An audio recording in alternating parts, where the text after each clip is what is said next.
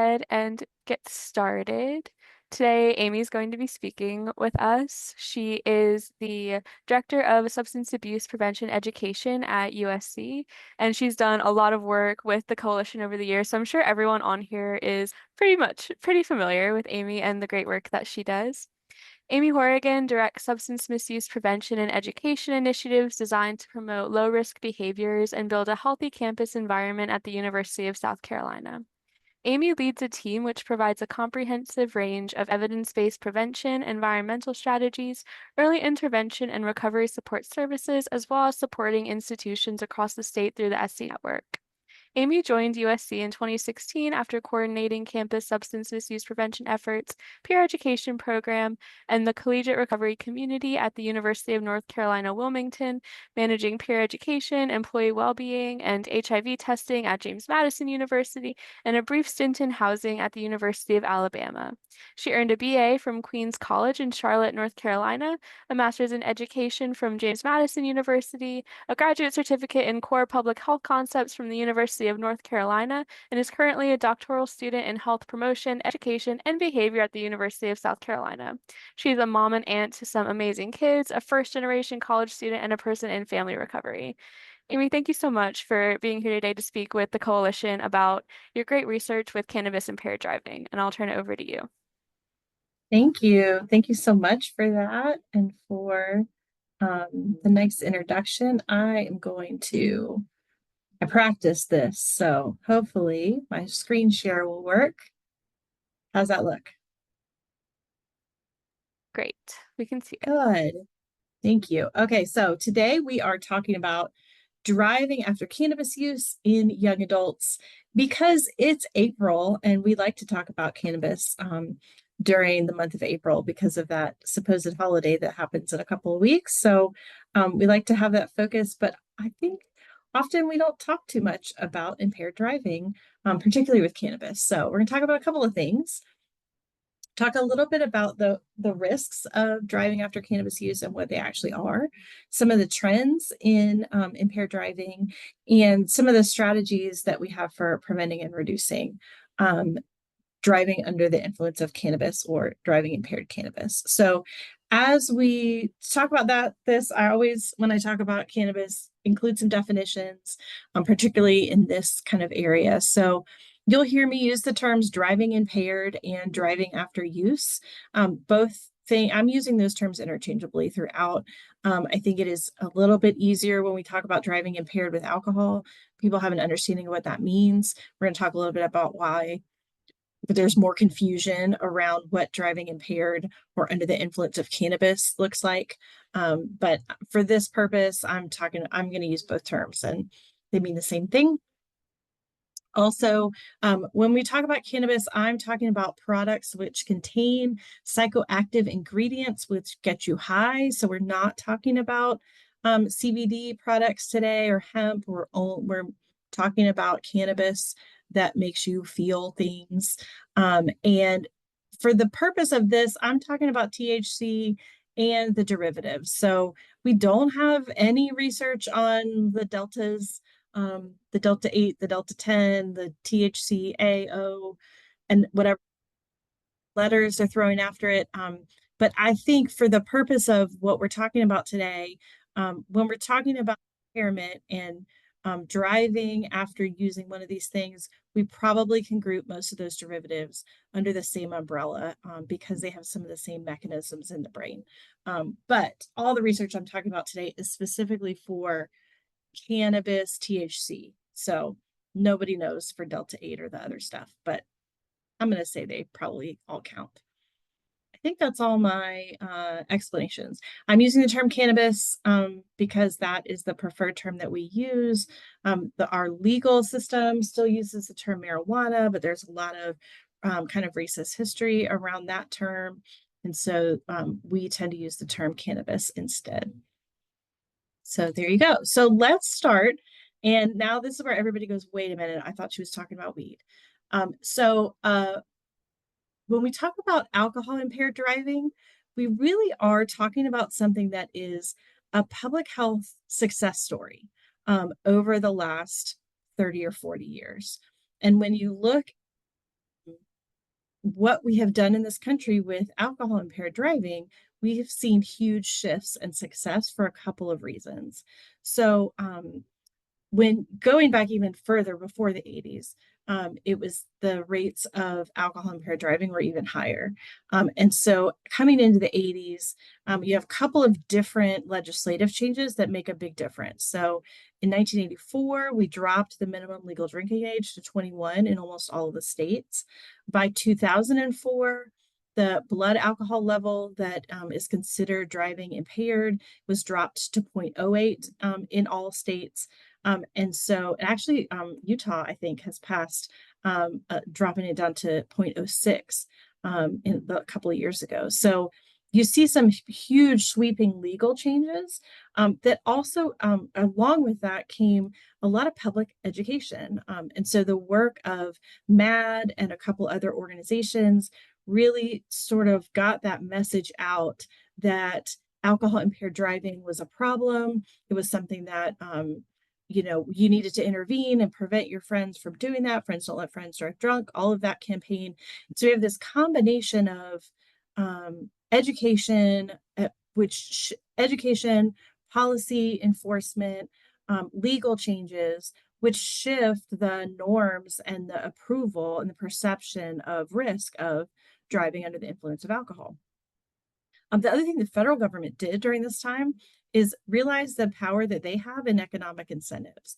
So they began offering they figured out through actually the minimum legal drinking age change that they could do things to incentivize effective policy change. And so they started rewarding states with highway traffic safety funding, using some of the laws and policies and enforcement strategies that were working and shown to be effective. And so that includes things like BAC level, but also revoking licenses when people get a DUI. Interlock devices has been the one we've talked a lot about more recently. Other consequences that help to reduce recidivism or repeat DUI. But really the federal government said, hey, we can provide some incentives so that states will start to change and do some of these best practices that are recognized. So all of that has resulted in a huge shift around impaired driving when it comes to alcohol. And that sounds great, except for that we know that the percent of fatalities overall that involve alcohol has remained around 30%. And so there still is a percentage, a proportion of the population that is continuing to drive under the influence despite all of this significant change. And so part of the conversation really has been like, what is motivating that? Why, who are the people who are still driving impaired or driving after alcohol use, and what's going on with them? And then this happened, this little thing that happened in 2020. I don't know if many of you remember it. But we had the expectation, because typically in recessions and other crises, often accidents and DUI goes down. And in 2020 and 21, we had these huge jumps in traffic accidents and in alcohol-related fatalities in car accidents. And so I want you to think about that for a minute. Like, why would DUI fatalities increase when most people are at home? So if you have an idea, you can put it in the chat. But I want you to keep thinking about it, because it really is about who are the people who are still out there driving. So I don't know if anybody has some thoughts, but the one thing that I think happened that people were surprised at is speeds went up. So if you think about, most people are at home, most people are, other than our first responders and frontline folks who are working, many, many cars are not on the road. So with fewer cars on the road, you have people who are on the road able to speed. So not just an average speed increase during that time, but also extreme speeds increase during that time. And then you have more accidents. If you think about who might have been out in the roads driving around when everybody else is in lockdown, what we know is that folks who are risk excited by risk or less risk averse, more willing to take risks are that way in all areas of their life, right? So you're not somebody who like, I love to jump off buildings and ride dirt bikes, and I like to do wild crazy rock climbing, but I don't like to do any other risk-taking behavior. Most people who like to take risks do it in all areas of their life. And so if we are folks who are willing to go out during a COVID lockdown, willing to kind of go out to a bar or a restaurant during the COVID lockdown, maybe we're also people who are more likely to drive quickly, drive under the influence, use more substances. There's kind of a collection of behaviors that might be happening. There's 5 million other explanations. That's just a process, a concept I want y'all to kind of keep in your mind as we think about this. What's up with young adults? So I said, right, all of the old people, we convinced them not to drive after drinking. We've got all these decreases across time in people driving after alcohol use. And the folks who still remain the number one fatalities related to alcohol in terms of driving, and the people who still self-report driving after alcohol use are ages 21 to 30. So it's our young adults who are the ones who are still the highest rate of that. Other factors that contribute, so our white men are more likely to DUI than women or folks of other races. And 16 to 20-year-olds are the second group there, y'all. And then folks in rural areas actually have higher rates of DUI from alcohol than folks from cities or suburban areas. Okay, so we're done talking about alcohol now, I promise. What about cannabis? This data is so much messier, you guys. It really is something that is a little harder to piece apart. And so this research looks at about 10 different hospital centers across the country at seriously injured drivers. So these are not necessarily fatalities, but folks who are seriously injured in a car accident. And very few of them test positive for only cannabis. And so what's going on with the folks who are driving after cannabis use is a little messier. And so it's much more likely that they've got multiple substances on board. When you ask people to self-report, then at that point you get about 30% of adult cannabis users in the United States say they've driven under the influence in the last year. Those folks similarly tend to be men and white. However, the age group is a little younger.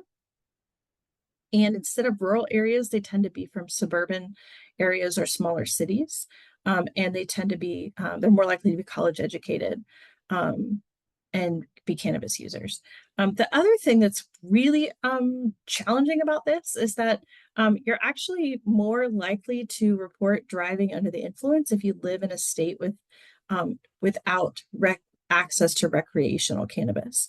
So our folks in the states that have legalized adult use are less likely to report driving under the influence than folks in non-legal states. That's a weird blip that we don't fully understand why, but it's probably may have to do with messaging and what information they're getting from folks around cannabis use, or what the messages are from the state and the dispensaries around cannabis use. But there seems to be this difference that folks who are in non-legal states report DUI more often than those who are in legal states. I think that's all I was going to say about that. Okay, so college students. College students are the thing that most of us care about or that work with. So here is the National College Health Assessment. This is our national data set that the American College Health Assessment does every year. Somewhere between 75 and 80,000 college students a year from around 150, 160 colleges and universities across the country participate in this survey. So this question is, there's a few issues with this one, but students who have reported using cannabis and driving a car in the last 30 days are the ones who are asked in the last 30 days, did you drive after drinking any alcohol at all or after using any cannabis? Sorry, let me start over, y'all. So the question is, if you've driven a car in the last 30 days, did you drive after drinking any alcohol at all? And did you drive within 6 hours of using cannabis? And so that's the rate of across the country. We are still coming down, but we're at about 13% of college students reporting that they've driven after alcohol use, after drinking any alcohol at all in the last month. And 30% of students who use cannabis reporting that they've driven after cannabis use. So that is significantly higher than our young adult or other population, right? So we said 30% of cannabis users in the United States said they've driven in the last year. When we look at college students, 30% of cannabis users have driven in the last month. That's a pretty big number and kind of surprising when we start really digging into that, which we're going to do in a second.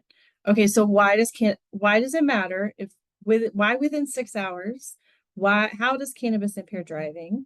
Is this really a thing that we should be worried about? Because there's a lot of folks who have opinions about feeling like they're a better driver when they're high, feeling like I'm only high for a few minutes, so I can drive an hour after I smoke.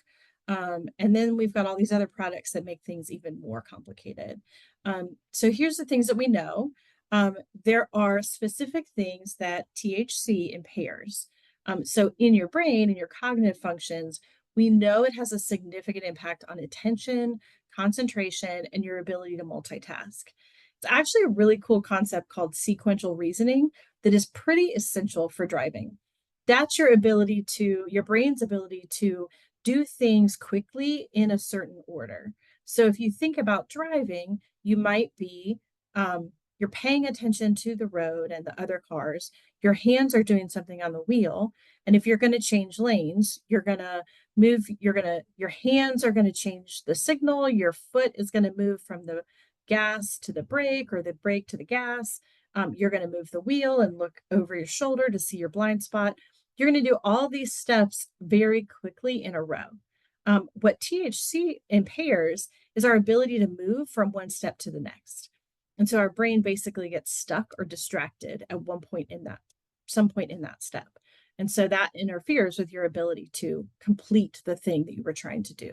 The joke is that folks who are impaired from cannabis are the ones who are stopped at a green light, and that's how they get caught. You also have motor skills that are impaired. So your reaction time, your ability to pay attention actually to where the lanes are, all those things are impaired by THC and where it works in your brain. These impacts exist for 6 to 8 hours after you inhale. So no matter what you're inhaling, how you're using, if you're breathing in the THC, you are impaired for 6 to 8 hours in these cognitive functions. So even though you're not high anymore, your ability to concentrate and multitask are impaired. If we're talking about higher potency products and edibles, it really is 24 hours.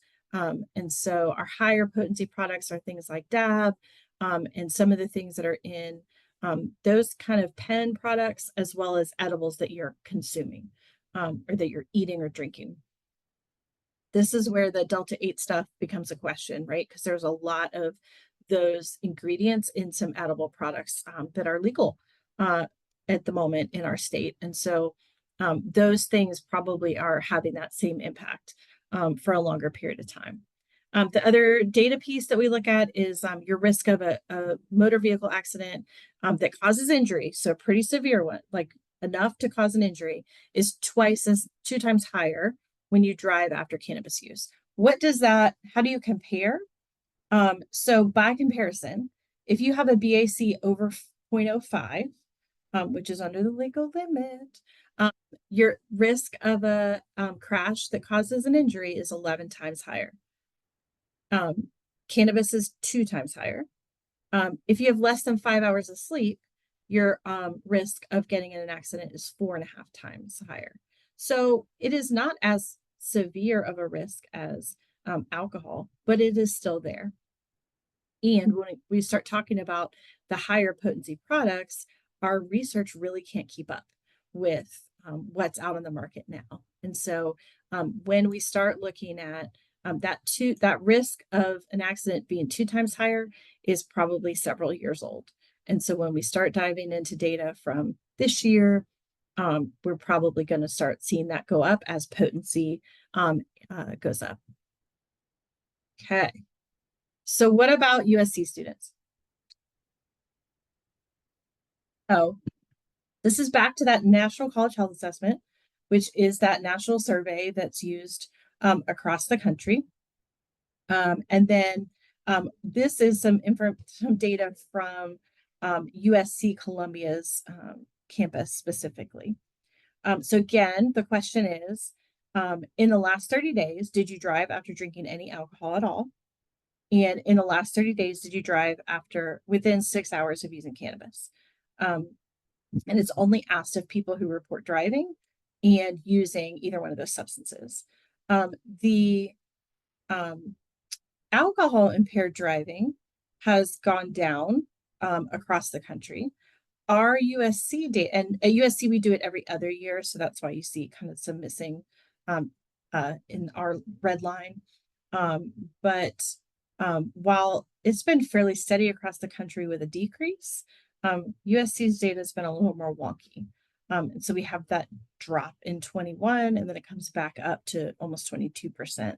And so that is in spring 23, 22% of our students said that they had driven after alcohol use, which is pretty a lot higher than the national average.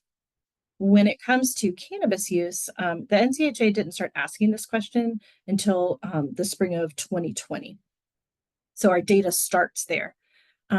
But in 21, we were right on par with the national average of 29% of cannabis users saying they had driven in the last 30 days after consuming cannabis.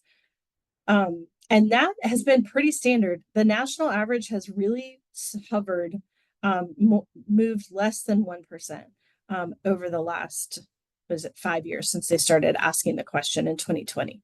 But for us, we had this huge jump in the spring of 23. And so we were at 37% of our students saying that they had driven within 6 hours of cannabis use. And so that's what I wanted to, that's the research that I looked at that last fall to say, what is going on here? We got something going on with, we're higher than the national average for impaired driving of both kinds. But what is happening with our cannabis users and what can we learn about who they are? So this is the research question we looked at. What influences driving after cannabis use among USC students? This is all the data stuff that you guys already know. The response rate for our USC sample is 10.6% for a total of 1,062 respondents. However, for this, I only looked at folks who said they had used cannabis in the last month and driven a car in the last month and weren't missing on anything else.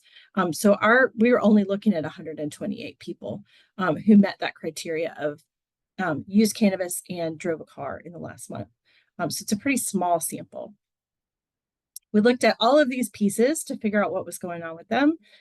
Age, race, because the numbers were fairly small for non-white folks, we ended up grouping them so that we just looked at white compared to non-white. For gender, same thing. We looked at male and female, but there were not enough non-binary or gender non-conforming students to be able to say anything concretely about them. The driving after cannabis use, we've talked about that question. Looked at their use frequency. So if they reported daily, weekly, or monthly use of cannabis in the last 30 days. I was interested in, does ADHD diagnosis play a factor? So have they ever been diagnosed with ADHD, and how does that factor in? And then we also looked at psychological distress. So the Kessler nonspecific psychological distress scale is a really great 6-question scale that asks questions about how often have you felt nervous, hopeless, like everything was an effort. And so it really aligns nicely with some mental health concerns, but you don't have to have a diagnosis to have psychological distress. And so it really is a question of like, this month, how stressed out are you? How are you feeling? And so it's a nice way for a population level survey like this to get not just do you have a diagnosis of something, but how are you feeling? So those are the variables that we looked at. And here are a couple of things that we saw. We looked just at driving after cannabis use. About 50% of USC students who'd reported cannabis use in the last month also reported driving. But that breakdown of who they were. So 18% of monthly users had driven, 40% of weekly users, 81% of daily users said that they had driven under the influence of cannabis use. No other variables were significant for that. So there were no differences in race, in gender, psychological distress, ADHD, none of that made a difference. We looked at cannabis use. This is kind of how that breaks down. So 22% of the sample said they used monthly, 40% used weekly, 37% used daily. But the only significant difference there is that folks with ADHD were much more likely to report daily use compared to those without ADHD. But there were no differences by race, gender, or psychological distress for this. Now, the other thing that we looked at was the psychological distress score. So how stressed out are they? This is a continuous scale from 0 to 24. So basically under 5 is low psychological distress, 5 to 12 is moderate, anything over 12 is considered severe psychological distress.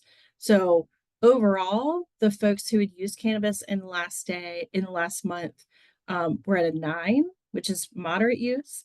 However, you can see that significant difference in daily users reporting higher levels of psychological stress than monthly or weekly. Folks with ADHD had the highest levels of psychological distress in this group at 10.7. And then women or female identifying students higher than male identifying. So those are the significant differences in this sample. Now here's the fancy statistics for you, for those who this matters to. So we put all of those pieces into a logistical regression to say, okay, so what predicts driving under the influence of cannabis? And we still end up with pretty much your use is the thing that was the strongest predictor. So weekly compared to those who only used monthly, folks who used weekly were 3 times more likely to drive under the influence. Folks who used daily were 25 times more likely to drive under the influence of cannabis. So that's pretty high, but there were no other factors that were significant. Psychological distress had a strong relationship with cannabis use, but not with driving under the influence. And then we really thought that ADHD would make a difference. And it really didn't seem to in this sample. However, about 30% of factors, mostly those that frequency of use. So that's an important thing to know, is that the more often folks are using, the more likely we should be talking to them about driving after cannabis use, or for anybody that we interact with that is using cannabis, we should be asking them about their driving and what they're doing around that. The other thing is that a limitation of this particular survey is that it's a pretty small sample. And so when you really start to dive down into 128 students and how they break apart, there may not be enough of them with an ADHD diagnosis to say that, or, so there may be some relationships here that we just need to look at with a larger sample, either the national data set, which is hopefully my plan, or looking at our USC Columbia students over time. But the takeaway here is how much use makes a huge difference. And the more people use, the more they're likely to be driving. Not really science, not really like rocket earth shattering information here, but still helpful to have the science that says that, yep, this is the thing that we need to be worried about. So to bring it all home, I'm doing so good on time, Jenna. You should be so proud of me. So what in the end do we need to do to prevent or reduce driving under the influence for cannabis? Like, what are the things that matter for this particular issue, different from maybe alcohol impaired driving? So the first is that the amount of misinformation overall and about cannabis impaired driving is really lacking. And so this is one of the areas where we can say, yeah, we need to do some education around the fact that you probably shouldn't drive after cannabis use, that your sober driver is not your friend who likes weed instead of alcohol. And so we do need to do some education about what are the risks of cannabis impaired driving. And we need to do that and increase the perception of risk without using scare tactics, because we know that doesn't work. And so we have to figure out, how do we present the information in a way that students will respond to and understand. So one of the things, my best friend Jason Kilmer always says is let the data do the challenge for you, right? Present the information and let that be the thing that challenges a student's perception, instead of challenging them with ourselves, or challenging them with a statement about what they should or shouldn't do, right? So the way we do that is say, your risk of an accident goes up, is twice as high when you drive within 6 hours of use. And then we let them sit with that and think about what that might mean and what they can do with it. We provide that education and let them think about ways, strategies. The other piece, in addition to presenting the information, is talk about strategies. So this is an ancient campaign from the 80s. Many of us, even if we weren't around then, know this, like, friends don't let friends drive drunk, which was the big message of the 80s. But one of the reasons that it was so impactful and that we know makes a big difference is that when we don't just tell people that something is bad or what not to do, we tell them what to do. And so when we say, you're not going to let your friend drive, so you should drive them home. You should let them sleep over at your house. You should call them a cab. Now, obviously, these are dated suggestions now, but when we present students with information about strategies that they can use, we're going to get a lot more impact. Under intervention conversation a little bit more effective, because we're telling people what they should do and how to intervene in this thing that we know that they want to intervene at. So that's a couple of pieces. The other thing is that we have done a really good job of the disapproval of alcohol impaired driving. So this is one of the topics that when we talk about bystander intervention and we talk about that as an example, students are ready to, like, I'm going to tackle that guy take his keys from him before I'm going to let him drive drunk. Great. What if he just smoked a bong? Then what? Like, are you going to have the same reaction? And so how do we move that disapproval or approval so that people feel as motivated to do something when their friend is planning to drive impaired by cannabis instead of alcohol? And then we know the social norms, right? It's just not acceptable. It's not okay. So we can send a message about how cannabis is also not acceptable for folks, and increase motivation through social norms messages. And then bystander intervention, again, I talked about that, I think, already. Point of decision prompts is a really interesting one. And I would love folks to start thinking about this. Pointed decision prompts are really effective with preventing alcohol impaired driving. That is prompts that you put at the point where people are making the decision to drive. And so as I'm leaving to go out for the night, have a sign or a message that says, who's your sober driver? Right. So if we think about it from an alcohol perspective, I need a message that prompts me, like, who's my sober driver, or how am I getting home, or within our friend group, who's the sober one tonight. Right. So it's before we start going out. Or at the place where you would be leaving the establishment, you need a prompt there that says, hey, maybe you should call a cab, or not a cab anymore, but that's a bathroom sign that says, hey, there's lots of other ways to get home that aren't driving impaired. That's a sign as you leave a bar or restaurant that says, here's the number for a company that will come get your car and drive you home, right? So those pointed decision prompts are really effective with alcohol. Cannabis is harder. Students aren't necessarily standing in a bar smoking weed before they drive home. And so where are the points where they're making that decision, either to use or to drive?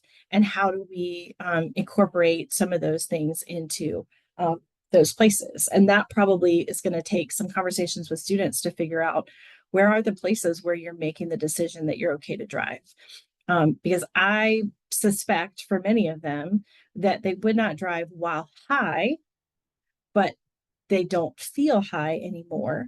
And so that at that point is when they feel like they are safe enough to drive.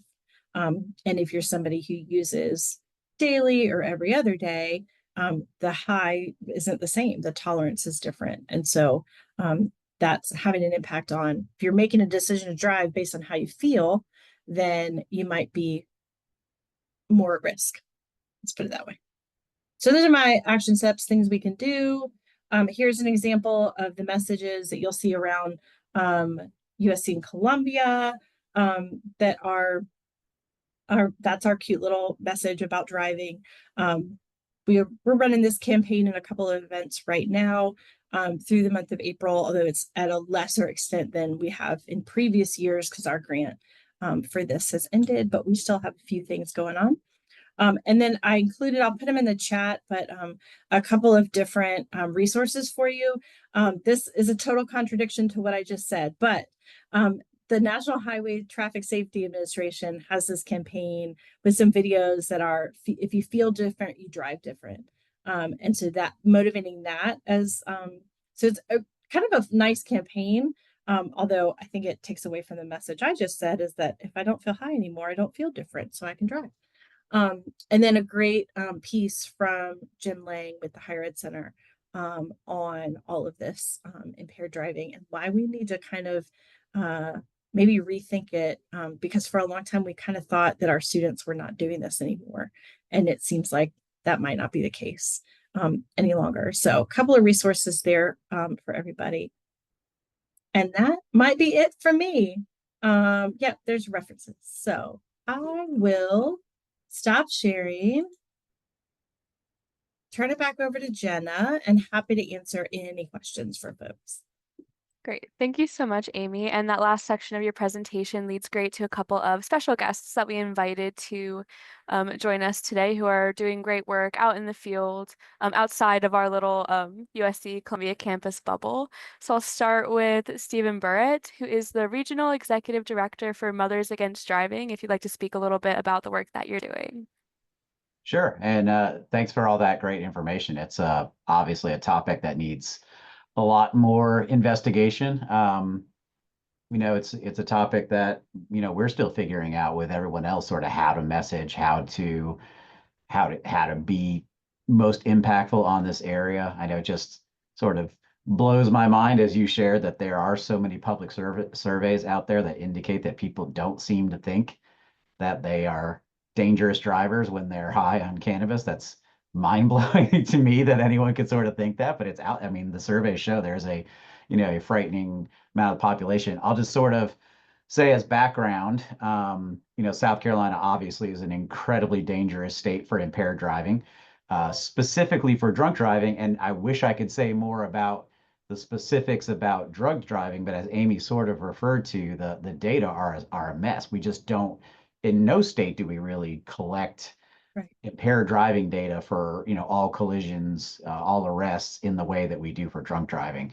In fact, I was reminded as Aimee was talking, one of the common phrases that you'll hear about people in traffic safety say is that we're always about 30 years behind uh, on drug driving as we are for drunk driving, meaning 30 years from now, we'll probably have devices on the side of the road that can probably measure somebody's impairment. We'll probably have much more knowledge in the courtroom on how to effectively prosecute people who are driving impaired on substances other than alcohol. By no means should anyone think that no one ever gets convicted for driving high on something other than alcohol. They do, but prosecutors will tell you it is challenging. We don't collect things the same way. We don't have the same technology that we do. The main thing in South Carolina or all states, they're going to take you downtown. You're going to blow into an instrument that's going to measure your alcohol content. We don't have an equivalent device that's going to measure your impairment for other drugs. So it's a challenge. Just so what we typically talk about in terms of those. So because Matt, obviously, we're sort of tied to that enforcement world. What we always say is, encourage everyone to do everything that works for drunk driving, and it will probably help for drug driving, in terms of that high visibility enforcement, giving people that perception that if they do drive high, they're going to go through a checkpoint or they're going to get pulled over. It's actually fortunate in South Carolina that our DUI statute does not distinguish between alcohol and other drugs. It just says if you are materially and appreciably impaired, then you are illegally driving. Other states do have separate statutes on each. So the one thing that I will say, and a lot of people don't know this is the thing that exists, but the one sort of strategy on the enforcement side that we do support have as many people as we call drug recognition experts. That's actually an actual program that exists. It's an extremely high level of training that some officers choose to go through that makes them experts in identifying drivers who are high on something other than alcohol. It's like super high science. It's not for the faint of heart. The officers who get through that have accomplished something pretty tremendous. But not only do they become more effective at helping other officers identify those who are driving impaired on something other than alcohol, but they also basically have the status of an expert witness in the courtroom. So they can see, based on what I saw in this person's pupils and their pulse rate and what I determined, my expertise says that a combination of all these factors is person was high on cocaine and cannabis or whatever it might be, and they have that level of training to do that. And so we're very supportive of that program and encourage as many officers as go through. I know I'm not sure how many USCPD has. I know you have at least one of the state's best DREs on staff there, and they often help other people across the state. I'll just add to that before I turn it over. Well, two things I'll just add before I turn it over. One, I want everyone to know that MAD exists to serve victims of both drunk and drugged driving. We do not care. In fact, we do not care whether there is actually an official charge of impaired driving. If you know or have reason to believe that the person that caused a crash that affected you or one of your loved ones, we will serve you the same, because there are so many barriers to making the proper charges or to getting convictions on the proper charges. We don't let that stand in the way of who we serve. So just if you ever happen to know someone who's involved in an impaired driving crash, serious or not serious, just know they definitely can call on us. Just because Mothers Against Drunk Driving only says drunk, does not limit us to who we serve. We serve all those. And then let's mention, in terms of our youth programming, MAD does have programs for youth, middle school, high school, and even fourth and fifth graders. If you looked at our programs a dozen years ago when I came to MAD, you would see basically us just talking about alcohol with maybe a very small reference to other drugs. And that has definitely evolved over the past 10 to 12 years. We now focus on all the categories of drugs because we know that, the dangers for underage use, apart from driving, is just becoming more and more prevalent and something we have to keep an eye on. Underage drinking rates have actually nicely declined pretty impressively over, 40 years or so, but you do see an uptick in other substances, and we don't want any of them to ever take that place of being prevalent in the lives of the youth any more than they need to be. So we do talk about other substances more, and then over time I think you'll see we're starting to address cannabis issues in our social media messaging. The call I came right before this one was talking about some of the messaging around 420 that we're going to do this year.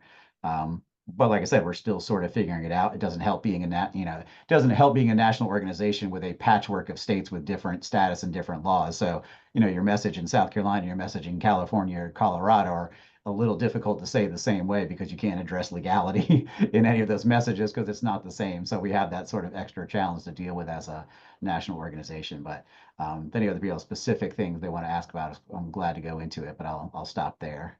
Yeah. Thanks, Stephen. And then we also have Shawnee Goodman, who is the Highway Safety Grant Program Manager with the Office of Highway Safety and Justice Programs. Shawnee, did you want to say a little bit about the work that you do before we open up to questions for everyone? Sure, yeah. I work with the Office of Highway Safety and Justice Program. So we are responsible for administering the state's community and highway program, which means that we administer a lot of grant funds every year to agencies for the purpose of improving driver behavior, reducing traffic injuries, collisions, and fatalities.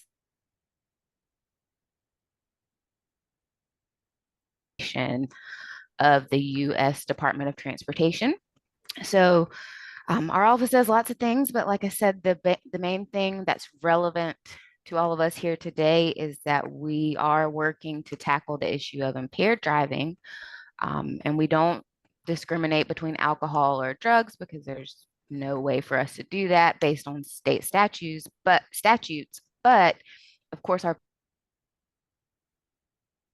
driving under alcohol impairment because that's just the substance we all have the most familiarity with and better tools for studying, diagnosing, etc. But in terms of the grant funding and the programs that we sponsor, our office really does a lot in the enforcement side of things. So we're trying to tackle impaired driving from the standpoint of providing funding enforcement efforts. We also provide funding for court support to house special DUI prosecutors within law enforcement agencies or in solicitors' offices so that impaired driving cases can be tried and prosecuted and result in a higher conviction rate, which should hopefully serve to deter that behavior, driving while impaired. For the drug recognition experts course that Stephen just mentioned. So we really are working to address impaired driving. There is an onus on us to do more to try to tackle the issue of cannabis impaired driving specifically. But we are a government agency and we are using federal grant funds. So there is a little bit of stickiness there in terms of our messaging because there's this whole idea that if you tell people, don't drive while using cannabis, don't drive after using cannabis, then that can be misconstrued as a blank. It's okay to use cannabis, and the government doesn't want to promote that message. So we're just like Stephen said, just trying to figure out the best way to package and message that. But we definitely do think it's important to address cannabis impaired. Whatever we can do to help make a change and a difference in that aspect of things in our state.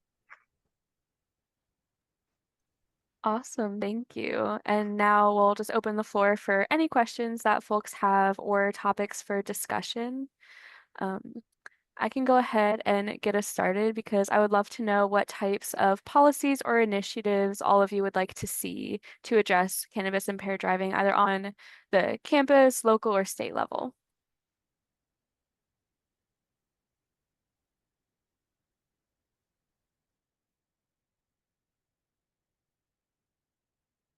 I mean, I think something Shawnee just mentioned is, a piece that's important, right? We have to figure out, we know what some of the effective messages are. They have a harm reduction focus. And so we've got to put our resources in the things that are effective, which some folks are, create some political opposition to. And so we have to decide if we're going to do things that are effective or things that are politically okay. And that's a challenge, I think. And it's a challenge for our law enforcement folks because, like I get to have a different message as the person who's in charge of talking about substance use than if I am the person who's in charge of enforcing the law. And so it takes multiple pieces and players. But I think we know that the harm reduction messaging is a piece that makes a difference. And so we can't ignore that because it makes some folks uncomfortable. But we also know that enforcement is messy and it's hard and challenging with alcohol impaired driving. And so the drug driving and cannabis impaired driving is just even messier, which makes the job for law enforcement, I think, really challenging. And I knew Stephen had all of that's the bread and butter for MAD. You guys know what you're talking about with that stuff. Yeah, and Yeah. I And think, go oh, ahead, Shauna. sorry, Yeah, please. I'm sorry, Stephen, you No, go no, please ahead. go ahead. Well, just to tag off the part about the laws again, just, I guess one benefit of the fact that they're not, as we try to strengthen our overall DUI statute, we are hopefully making an impact both on uh, drugged and drunk driving at the same time. So just if you want to write it down or, be interested, Senate Bill 52 is the one that we currently have been involved with for over a year now, and we are pushing very heavily.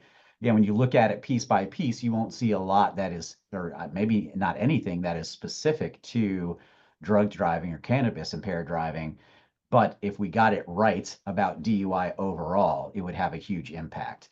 And a lot of the things we're focused on are the things that lead to our state's incredibly low conviction rates. One of the things that we do at MAD is we study the conviction rates due to some wonderful funding from Shauna's team. We look at the conviction rates for DUI arrest, which again could be either alcohol or other or both. And they're atrocious. I mean, they should make all of us feel unsafe, sadly, in South Carolina to see that, the best of the 7 counties, and we're in the 7 biggest counties, which you would probably expect on average to have better conviction rates than some of your very small counties that have even less resources. The best of the 7 counties we monitor has a 65% conviction rate, and that's a county that we can tell you puts in a ton of effort, cares about DUI above average. But Richland County, where you all are based, or USC is based, 18% conviction rate. So 82% of the people for the cases we tracked that got arrested for DUI did not end up with a DUI conviction. And you can't tell me that 82% of those arrests were bad arrests. It's because we have a DUI statute that is entirely too complicated and Yep. written pretty much to help people escape accountability rather than be held accountable for their actions. And just not enough prosecution resources as well, to where we've slanted the system heavily towards the defense, and we end up with these terrible numbers, which I think directly connects to the fact that we have the worst per capita drunk driving death rate in the country. Do we have the worst drug driving death rate per country? Maybe. I don't know, because the data just aren't there to say that. So we very well could.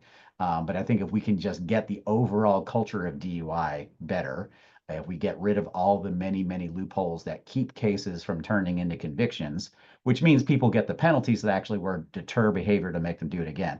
I just got a message from a law enforcement officer this afternoon, sharing those horror stories. This person that got arrested time after time, they had their cases pled down.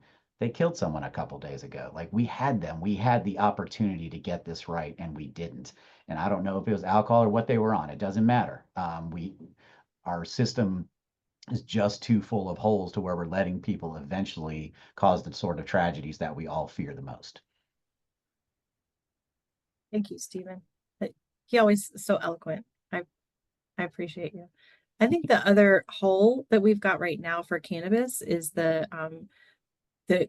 things that are in the gray legal area. So our Delta 8s, Delta 10, THC, AO, and they're having some conversation in the legislature about the drinks that are infused with these things. And that's a legal gray area that if a police officer stops someone who is they think impaired by cannabis, but it's something they purchased legally, now you have more mess to add in. And so I think that's another loophole that from a policy perspective, we could be doing better. And it would probably help for a lot of reasons.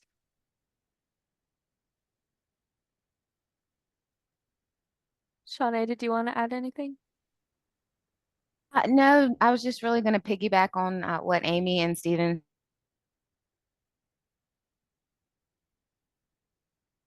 highlights the need for collaboration and partnerships because some of us have messaging that we can give that others can't, and so on and so forth. So if we can collaborate and come together with more of a unified, cohesive message statewide, I think that could really help move the needle.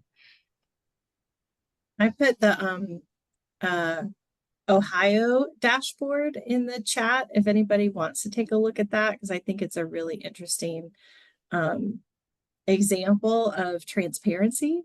And so they're putting, if you click on that link, like you can see all kinds of data visualized about where and when and all the things for DUIs in that state, including dash cam videos. And so I think that's when you make it transparent, I think if more people knew that the conviction rate is only 18% in Richland County, more of the public should be upset about that. And if they knew, I think they would be, and it might motivate some change.